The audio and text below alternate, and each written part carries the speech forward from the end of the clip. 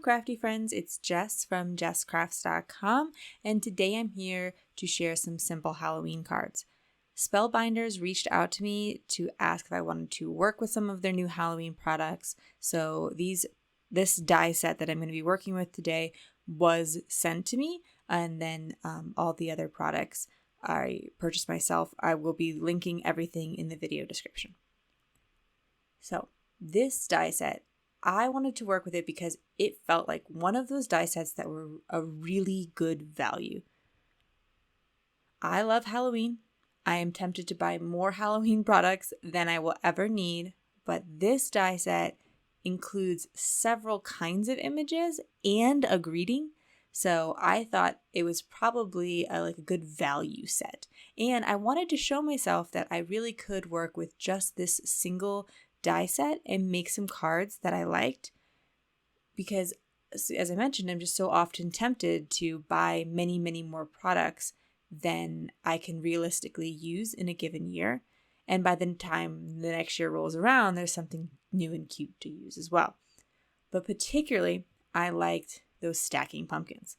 Now it's important to mention this is the Open House Boo die set, and it coordinates with the whole Open House line, which is like a door, and then you decorate around the door like you might decorate the door around your house. So it's kind of like a porch scene, and so these stacking pumpkins are particularly cute in that sense as well. But I wanted to just focus on one single die set and some cardstock, and then I'm going to add a little bit of inking, but these cards would be super cute just as is, like just with the dies and the simple straight cuts. I will use some Distress Oxide inks, use whatever inks you have, and I will use blender brushes. I do think that the blender brushes do provide a bit of a softer and lighter look than the round tools that are out there. I really like the blender brushes, but they're from so many companies, and I've never used one that didn't work well. I thought at first I would just blend in the black ink along the edges because I really wanted my inking to be subtle, but it didn't show up at all. So I went in with some Hickory Smoke Distress Oxide ink, and I blended it towards the edges. It was a little bit lighter than I may have liked, and so I just came back in with the black soot, as you'll see. For the dimension on the pumpkins, I used carved pumpkin, and for the dimension on the ghosts, I went back to the Hickory Smoke, again, just to keep it really simple to use as few supplies as possible.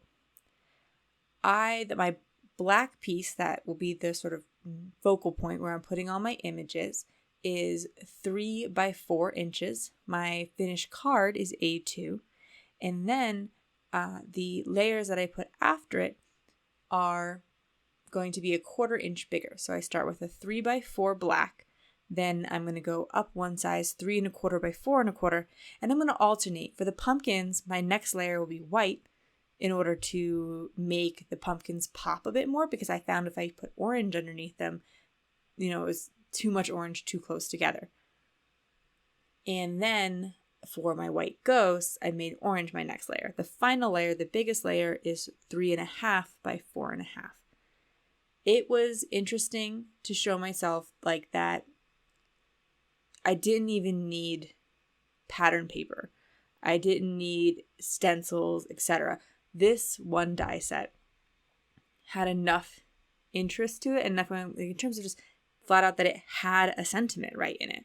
Because a lot of times you'll see a cute, image and it won't come with the sentiment. But this Spooky Greetings was very general too, and a little bit different, not just a Happy Halloween. So I liked that.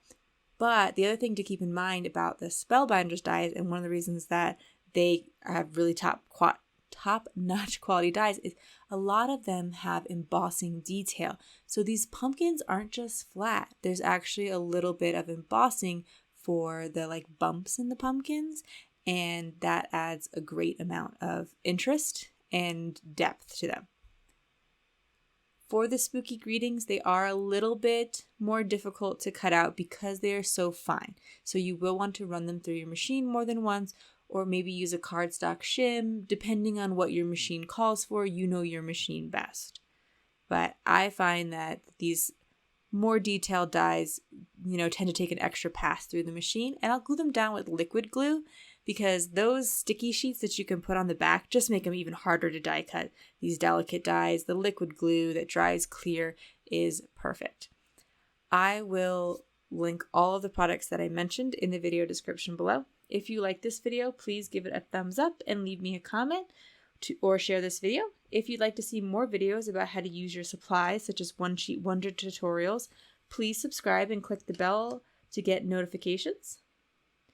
I will leave you a link to my blog where you can get any of the additional information you need. And for even more inspiration, come find me on Instagram or check out these 2 videos here at the end.